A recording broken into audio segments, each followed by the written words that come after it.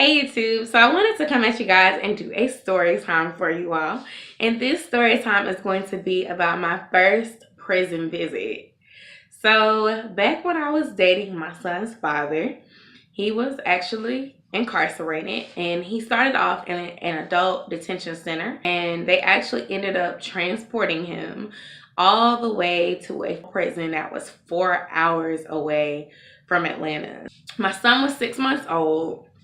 We were in a stage where we wanted to kind of work things out. So I thought, we had been communicating via letter, via phone, and I wanted to let him see his son. So I decided that I was going to go. I was going to bring Josiah and I was going to drive down there. My Aunt Nikki let me bring my cousins with me, my girl cousins, because I didn't want to ride that long way by myself. My dad was like, "You're boo-boo the fool. You shouldn't go. He can see the baby when he comes home." But I was hard-headed and I wanted to go. I spent the night with my cousins that night. I wanted to get up super early to go. So the night before we were supposed to go, we ended up turning up, y'all. Like, I don't think we went to sleep until like 2 or 3 in the morning. So it comes the time to get up and get ready to drive down there, and we don't leave on time. So I'm annoyed to begin with because I'm like, guys, it's 4 hours away. I wanted to get there, closer to 1 o'clock so we could have more time to visit, because there was no time limit on how long you could visit, but the visitation ended at like, let's say 6 o'clock. So we get on the road and it's after 12 o'clock. I think we stopped for gas in the middle of this country town in Georgia, and they had like a petting zoo where you could feed the birds and stuff. And one of my cousins wanted to lollygag and feed the birds, and I was like, oh my God. The day before, I had went to my family on my mom's side of the family for Christmas dinner. And they fed Josiah, at 6 months old, they fed Josiah collard greens, macaroni and cheese, and sweet potato. And I was like, y'all, don't give him this. He does not eat table food like that. He's gonna get sick. That baby was fine. He didn't even have no weird diapers that night. The day after Christmas, when we stopped at that gas station, Josiah blew his pamper up. I'm telling y'all, we had to pull over, take the damn car seat out, and dump shit out because he doo-dooed everywhere. It was orange like sweet potatoes. We were already late. I was sweating. I was trying to be cute to get down there. The baby done shitted everywhere. And my cousin over there trying to feed the bird. And we get some coins so I can have quarters for snacks. That was the reason why I went inside the gas station, other than getting gas anyway. So we make our way to the facility. I'm trying to remember the name of the damn prison, y'all, but I do not remember. I just know it was 4 hours away. It was really close to Savannah. We were on I-16 for a while, I think. But it was like in the middle of nowhere. When we were getting close, we were around all these old school, like country little houses. There was no real like gas stations around or nothing. It was a lot of like nothing, just like open field. We pull up to the prison. I'm excited. I'm like, oh my God, I'm finna see my baby daddy. Ooh, I'm finna see my baby daddy. I'm so excited. Am I cute, y'all? Am I cute? Putting my lip gloss on, getting Saya all together or whatever. And I walked up there to sign in for visitation, and I think they had a gap where they weren't seeing people. So like the first set of people had to arrive, let's say between 9 a.m. and 2 o'clock. And then the second set of visits would be from 3 to 6, and between 2 to 3 they did like a shift change with the police.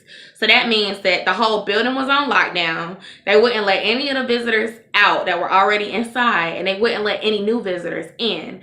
So because we were late and we were lollygagging at the gas station feeding the damn birds and cleaning up shit from Josiah, we was late arriving in the visitation window, and people were lined up that had arrived between 2 and 3 just waiting to get inside. So I'm thinking, okay, it's almost 3. It'll be 3 in 30 minutes. That's fine. We get up there and we're waiting, and 3 o'clock comes and the line is like super duper long. Like I'm number 8 in this line. And my cousins weren't going to come in. They just came for support. They was going to kick it in the car. Fine. So Come to find out, they had reached capacity on the inside. They were not going to let us in, and so people started to leave for capacity reasons. So on the inside, he's waiting. I can't communicate with him because he's, you know, that he's officially like waiting for me, or all the guards in the little visitation area. I'm outside. It's this girl. She showed up. She had on these jeans that had all these holes in them. The people told her she couldn't go in. She was about to cry. Ended up finding some leggings she could put on under them so her legs and stuff wouldn't be out. I read all these rules before I got there. Ladies, y'all been asking me like, what can you wear to a prison visit? I can tell you what you cannot wear. Don't come in there trying to wear no short ass dress. Don't come in there trying to show no cleavage. Don't come in there trying to show your ass, your titties, no booty shorts, no open toe shoes. I don't know who the fuck trying to suck on toes at visitation, but it was really strict at this prison. The security guards are not nice. They do not give a fuck about you. They don't care about your family member. They want you to get bucked so they can tell your ass to go home. It was not a good experience. I witnessed a lot. It was a lot of families out there trying to see their loved ones, and we were sitting there waiting. The visitation ended at 6 o'clock. They let me in at 5:20. I sat out there and waited from 2 o'clock, guys. And it might have been a better experience had I got there at 1 o'clock. They let me in. They look at my ID. They do the little check to make sure I don't have no weapons or nothing contraband on me. And I have the baby with me.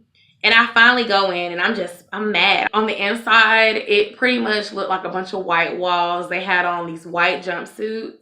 Some of them had on like tan jumpsuits, and they had like a little stage, and it had vending machines everywhere that you could use your quarters for to get snacks if you wanted, and drinks. I go inside with Josiah, and I'm looking around. I'm looking for, you know, my son's dad, and I'm like, where is he? And I see him, and it's the first time that I've seen him since I was pregnant. You can only embrace your significant other when you get there. You can hug / kiss them. And when you leave, you can hug / kiss them. I don't think they want you to hold hands. They can hold their baby, but they can't embrace you. So imagine being married and sitting in front of your husband, and you can't even embrace your husband. So we see each other, and it's very, very awkward at first. Like, extremely awkward. He was like, man, I thought you weren't coming. I was waiting, and I just thought you weren't coming because you had said this time or whatever. And I explained, and it was just so crazy. Like, by the time I got through explaining that, we really only had like 10 minutes left. He was just so excited to hold Saya and see him, and that was cool. When we were talking to each other, like, it was just not the same. And he was extremely like apologetic for everything, saying how he couldn't wait and he'd be home this time in March. And it was just a lot emotionally. When it was time to go, they let us embrace each other a last time. Everybody had to leave out together, and it like closed us with these bars. It was just really awkward. I would never want to be inside of a prison again, not by myself, not to visit anybody. So it was definitely a difficult experience, guys. Like, I was salty the whole ride home. And when things didn't end up working out with that person, this kind of replayed in my head, like, you know, I really held you down. I really came all the way down here to see you. I really tried to support you while I was taking care of my son at the same time. And you didn't appreciate that shit for nothing. And if you're making a drive like that for somebody, you really want it to be worth it. I don't recommend doing it for anybody that you don't know where you stand, or they weren't doing right by you while y'all were together, while they were out and free. So I just want you guys to think wisely, love yourself. If that's the person you're meant to be with, it'll all work out. And if it's not, then it'll be a lesson, and you'll be a better person for the next one. I do want to tell you all, thank you so much for watching and supporting this video and my channel. Please comment, rate, and subscribe to my channel, and I'll see you all in the next video.